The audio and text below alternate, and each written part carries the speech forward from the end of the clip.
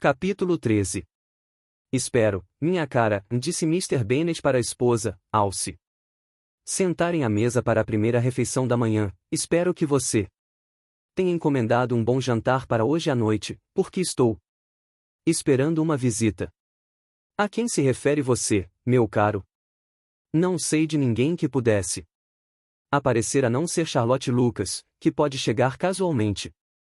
E espero que os meus jantares sejam dignos dela. Não creio que em casa ela veja muito frequentemente jantares iguais aos meus. A pessoa a que me refiro é um cavalheiro e um estranho. Os olhos de Mr. Bennet brilharam. Um cavalheiro e um estranho. Então é Mr. Bingley. Jane, e você? Nada disse. Pequena astuciosa. Bem, eu estou certa de que terei muito prazer em ver Mr. Bingley. Mas que pouca sorte! É impossível arranjar peixe para hoje. Lydia, meu bem, toque a campainha. Preciso falar com Hugh. Imediatamente.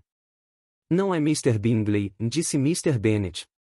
É uma pessoa que nunca vi em toda a minha vida. Todos ficaram espantadíssimos e Mr. Bennet teve o prazer de ser avidamente interrogado pela mulher e pelas 5 filhas ao mesmo tempo. Depois de se divertir algum tempo com a curiosidade delas, deu a seguinte explicação. Há 1 mês atrás recebi esta carta. E há 15 dias respondi. Julguei que era um caso delicado, que exigia atenção imediata. É do meu primo Mr. Collins, que, quando eu morrer, poderá expulsá-las todas desta casa, assim que o desejar. Oh, meu caro, exclamou Mrs. Bennet, não suporto ouvir falar nisto. Por favor, não me fale neste homem odioso. Acho que é a coisa mais injusta deste mundo a sua propriedade ser arrebatada dos seus filhos. Estou certa de que se eu fosse você já teria tomado uma providência há muito tempo. Jane e Elizabeth procuraram explicar à sua mãe o aspecto jurídico do caso. Já o tinham tentado, muitas vezes antes, mas este era um assunto incompreensível para Mrs. Bennet. E ela continuava a queixar-se. 62. Amargamente da crueldade de arrebatar o patrimônio de uma família com 5 moças em favor de um homem indiferente a todos. É certamente uma coisa iníqua, disse Mr. Bennet, e nada pode atenuar a culpa de Mr. Collins de herdar Longbourn. Mas se quiser ouvir esta carta, talvez se sinta um pouco abrandada pela maneira com que ele se exprime. Não, estou certa de que não me sentirei assim. Acho que é um desaforo e uma hipocrisia da parte dele lhe escrever. Odeio os falsos amigos. Por que é que ele não continua brigado com você, como o pai? Porque, não sei. Como você verá, parece que ele tem alguns escrúpulos filiais a esse respeito. Hunsford, perto de Westeron, Kent. 15 de outubro. Caro senhor. A desavença que existia entre o senhor e meu falecido pai sempre me causou muito mal-estar. E desde que tive a infelicidade de perdê-lo, desejei muitas vezes remediar este conflito. Mas durante algum tempo as minhas dúvidas me retiveram.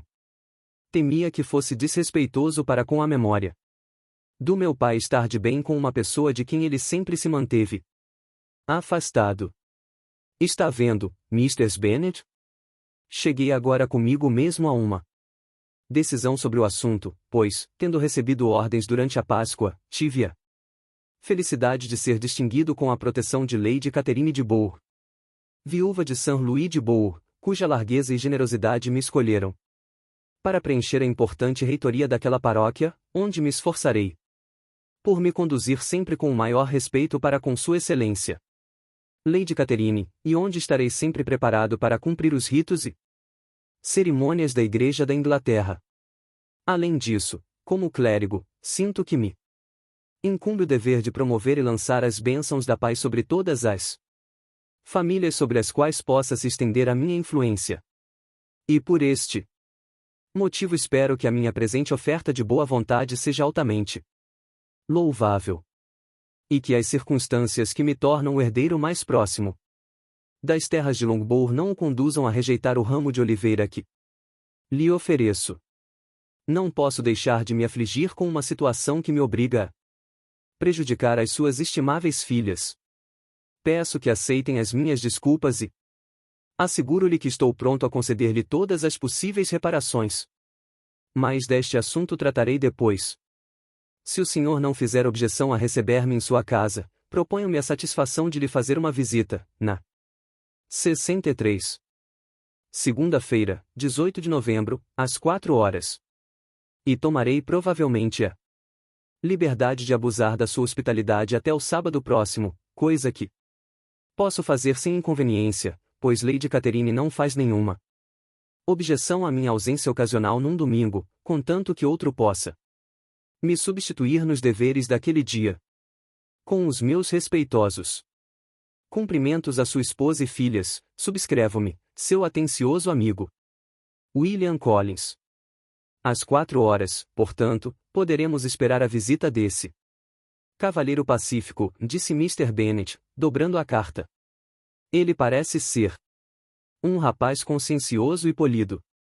E não duvidem de que ele se torne uma relação valiosa, especialmente se Lady Catherine tiver a indulgência de permitir que ele nos venha ver pessoalmente.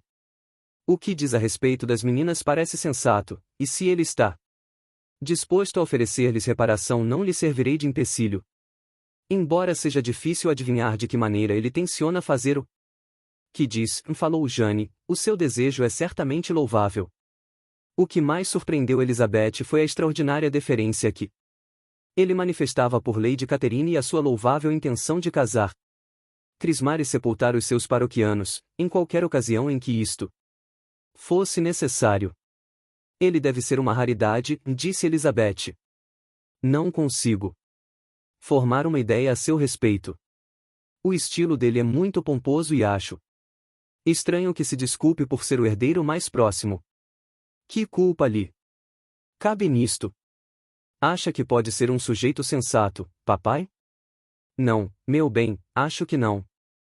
Tenho grandes esperanças de que ele seja exatamente o contrário.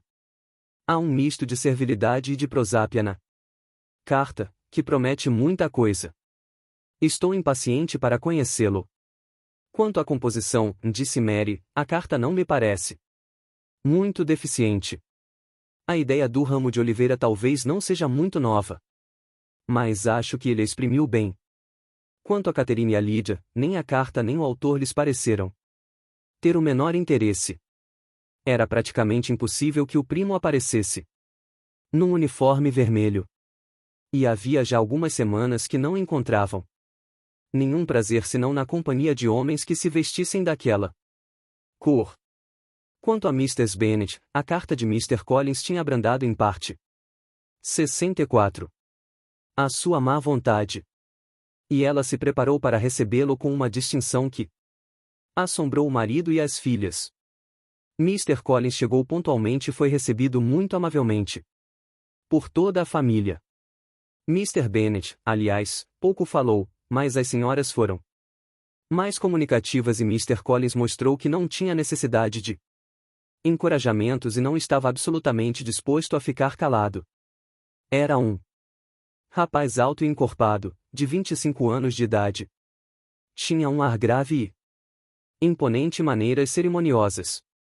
Pouco depois de se sentar começou a cumprimentar Mrs. Bennet por ter tantas filhas encantadoras, disse que muito ouvirá falar na beleza das meninas, mas que naquele caso a fama ficará aquém da verdade, e acrescentou que não duvidava de que Mrs. Bennet as visse dentro em pouco todas casadas. Esse galanteio não agradou muito a algumas das ouvintes, mas Mrs. Bennet, sempre disposta a receber elogios, respondeu prontamente: é muita bondade sua, e espero de todo o coração que as suas previsões se realizem, pois de outra maneira elas se encontrariam numa situação muito difícil. As coisas se arranjam de um modo tão estranho. A senhora alude talvez à sucessão desta propriedade? Ah, meu caro senhor, é isto mesmo. O senhor deve admitir que é uma triste situação para as minhas pobres filhas, não que eu o culpe disto. Pois sei que estas coisas são uma questão de sorte neste mundo. Sou muito sensível às dificuldades das minhas primas, minha cara senhora, e muito poderia dizer sobre o assunto, se não temesse ser precipitado. Mas posso assegurar às jovens que vim disposto a admirá-las. No momento, não direi mais nada, talvez quando nos conhecermos melhor. Foi interrompido pela chamada para o jantar. E as meninas sorriram. Umas para as outras. Elas não constituíram o único objeto da admiração de Mr. Collins. O hall, a sala de jantar e todos os móveis foram examinados e louvados, e estes elogios teriam tocado o coração de Mr. Bennet, não fosse a mortificante suposição de que ele olhava para tudo aquilo como para as suas futuras propriedades. O jantar também foi altamente apreciado, e Mr. Collins desejou saber a qual das belas primas deveria atribuir a excelência daqueles manjares. Mr. Bennet respondeu um tanto asperamente que a família podia perfeitamente pagar uma cozinheira e que suas filhas nada tinham a fazer na cozinha. Ele pediu perdão por ter sido desagradável a Mrs. 65. Bennet. Ela respondeu, num tom mais brando, que não estava ofendida, mas ele continuou a se desculpar durante um quarto de hora.